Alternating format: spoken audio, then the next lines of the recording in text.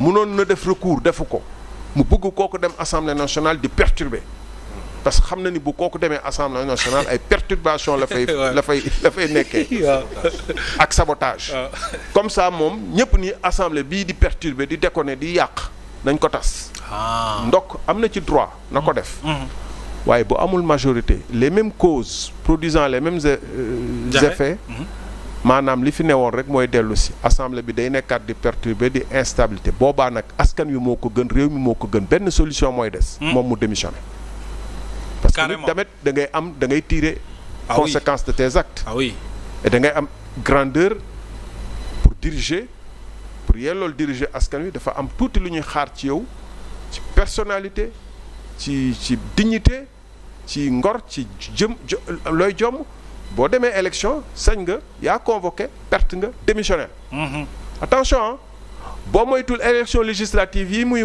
namm nii référendum contre Diomaye lay doon pour ou contre Diomaye ah oui mais parce que bu ñàkkee lan la war a def il doit dégager quand même waaw mooy jeexital bi très bien alors Bachir waaw man de coow li bëri na ci autour de la déclaration politique générale yow sax yaa doon wax il faut que moom dem non Mohamed oui xam nga nag ñu tàmbali foofu déjà man monsieur le ministre Thierno Alassane Sall président Thierno Alassane Sall dama daan toog fii du benn du ñaar di rappeler ce que la constitution prévoit en matière de délai c'est ça man dama toog may leen premier ministre constitution de la may obligation nga def déclaration de patrimoine xam nga de politique générale pardon règlement intérieur nee la tënk na la ci ñetti weer 90 jours à partir de ta nomination ba mu ciy mujj wax dama leen ne des na leen fukki fan pour ñu génn délai yi aujourd'hui on est hors délai par rapport à la déclaration de politique générale. Mais est-ce que assemblée tënk na le premier ministre oui bien sûr tënk na ko parce que constitution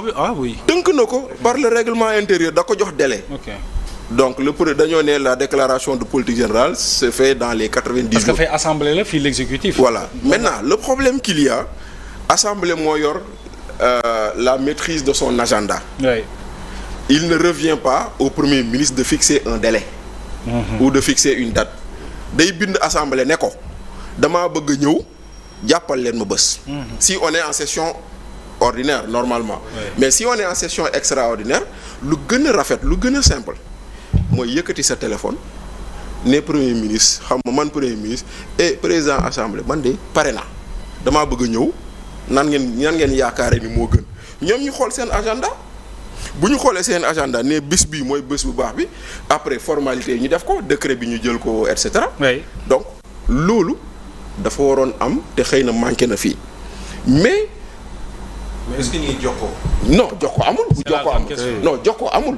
dégg nga moo tax may dafa waroon am manqué na fii bu jokkoo amoon lii du am mais aujourd'hui on nous ramène dans un débat de bas étage.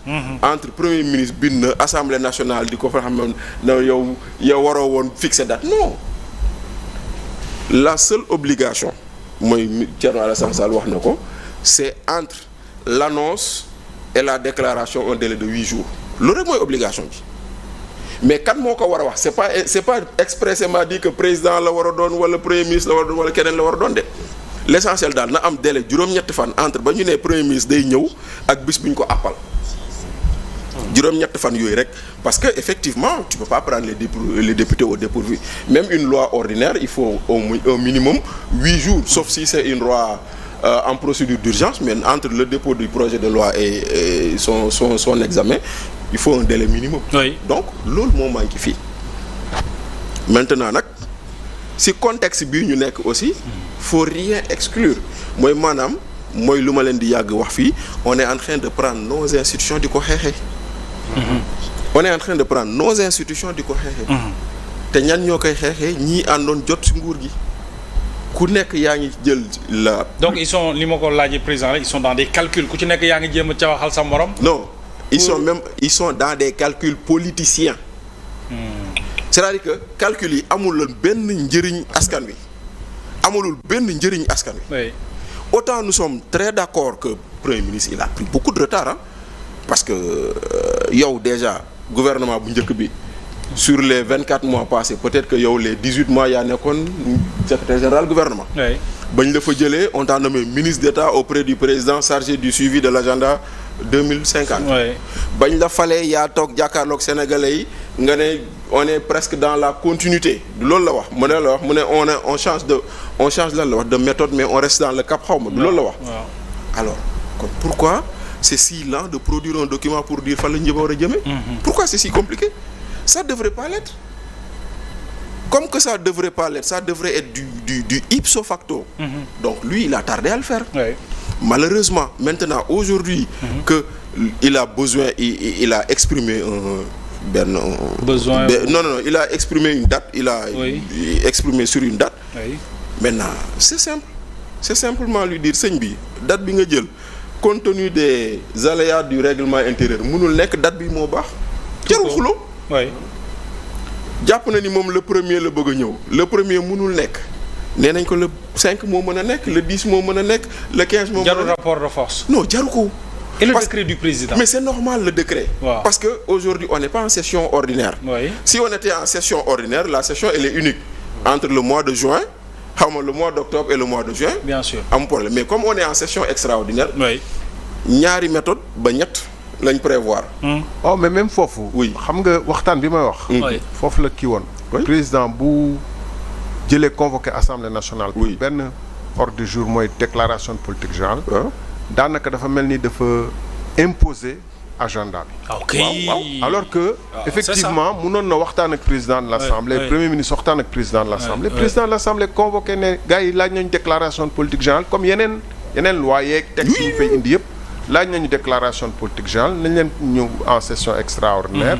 et puis recueillir ko foofu d'ailleurs parce que booy def déclaration de politique générale en principe yow yaa bëgg député yi nekk dans de meilleures dispositions vis-à-vis de yow mii def déclaration de politique générale. déglu la bañ la motion de censure wala bañ la leneen.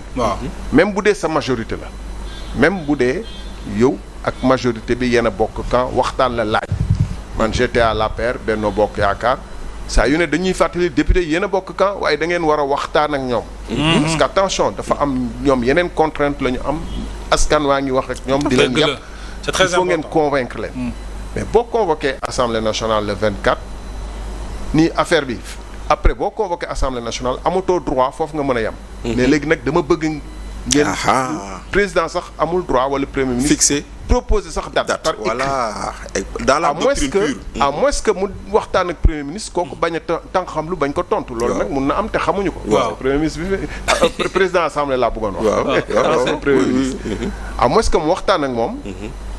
laaj ko date ci suuf. kooku tànk xam lu bañ a tontu. bu loolu amee. président assemblée. premier ministre mun na jéem a proposer date mais même date boobu da koy def au moins 10 jours. après demande bi. pour tenir compte des contraintes de l'article 109 du règlement intérieur. Exactement. qui disent qu'il faut au moins 8 jours. da lay ne je vous propose une date entre telle et telle période. après bu ko defee président de la République en fonction de ça comme 15 jours la session extraordinaire. bu fixer le 24. bu defee décret le 24. convoqué le 25 par exemple ou le 24. mu ne leen may naa leen entre 10e jour bi ba 15e jour bi jox leen ma date. très bien loolu moo doon lu gën a rafet. loolu moo gën a même ñoom en tant que autorité exécutive mais ils ne sont pas obligés de topp parlement bi ci ay bu dee ay.